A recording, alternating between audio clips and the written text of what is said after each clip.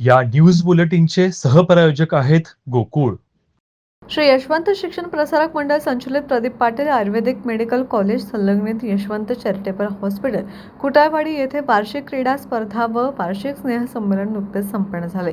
संस्थेचे सचिव डॉक्टर जयंत पाटील व विश्वस्त विनीता पाटील यांची प्रमुख उपस्थितीत कार्यक्रमाची सुरुवात झाली.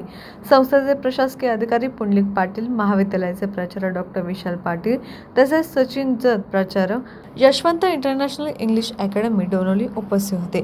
यावेळी महाविद्यालयातील विद्यार्थ्यांनी सादर केलेले नृत्य, नाटक, निवेदन अशा विविध सादरीकरणाने सर्वांचे मन मंत्रमुग्ध झाले.